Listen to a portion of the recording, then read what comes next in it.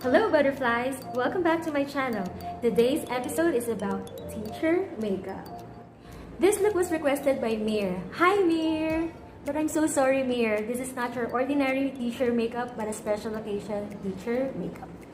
If you want to learn how I created this look, please keep on watching.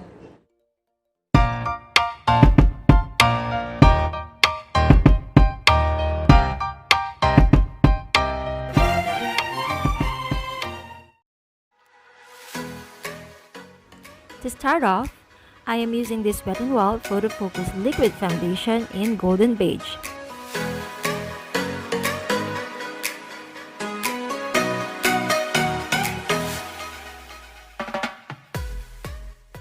Then I used O2O Concealer in the shade Vanilla.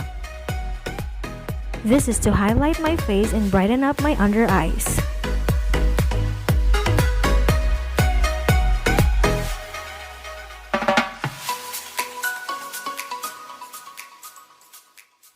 To spot conceal and cancel out redness, I used this green concealer from BYS Concealer Palette.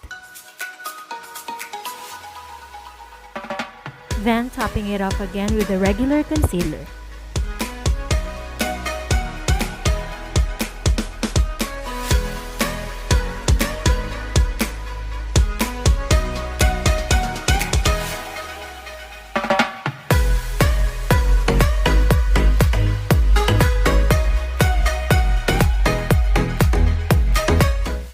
Did my eyebrows using this eyebrow mascara by Chris.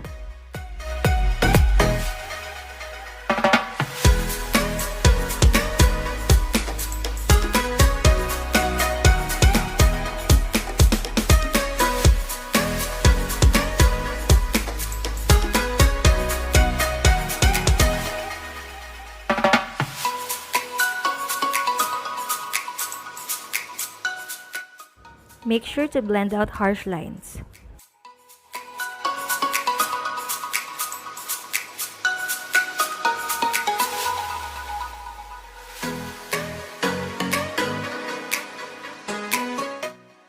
Time for eyeshadow, using this Beauty Glazed Perfect Mix eyeshadow. I applied khaki all over my lids.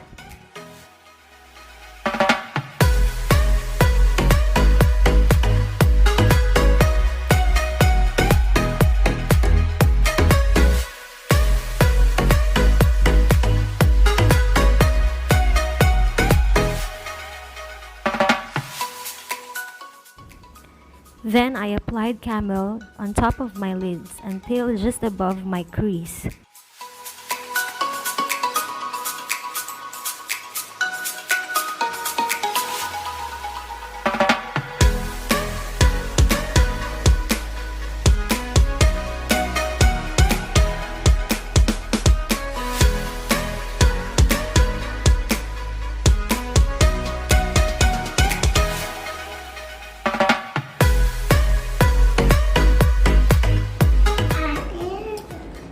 Try this maroon shade. And then, oh my gosh, parang sobrang pigmented na ito, nakakatakot igalit. Dito lang sa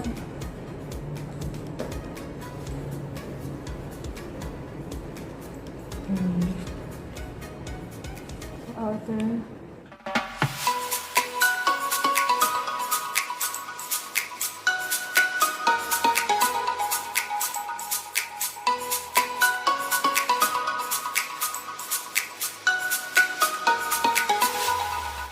Blended Camel and Maroon using a clean brush. Then went back to khaki to highlight my lids.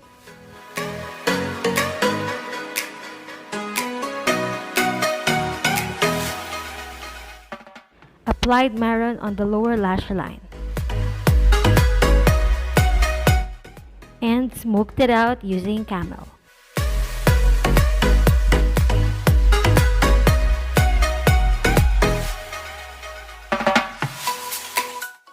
For the mascara, I used Maybelline Lash Sensational Waterproof Mascara.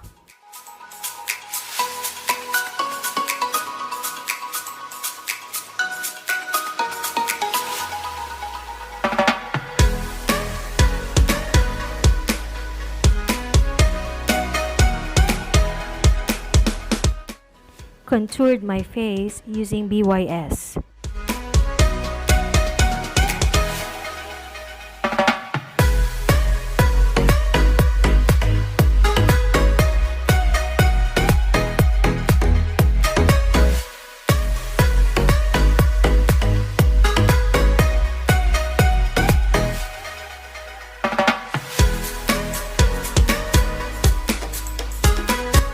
Use the darkest color in the Ush's Matte Blush palette.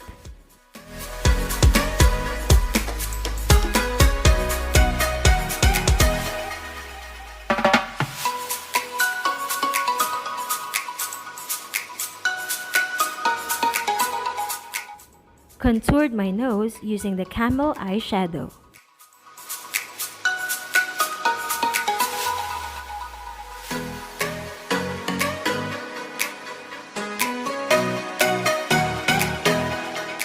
Apply this reddish brown lipstick by Color Sensational.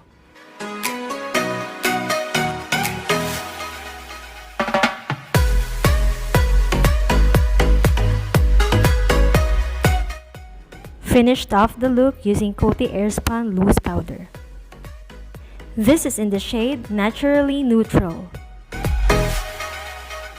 This is it, guys! My special occasion teacher makeup. Bakit ko ba napili itong pang special occasion? Kasi sa totoo lang naman, ang mga teachers, hindi naman talaga sila naglalagay ng ganitong makeup.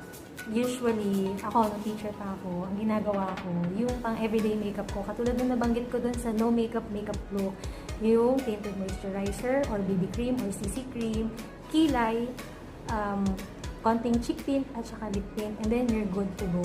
Yun talaga yung ginagawa ng lalo na ng mga public school teachers, karamihan.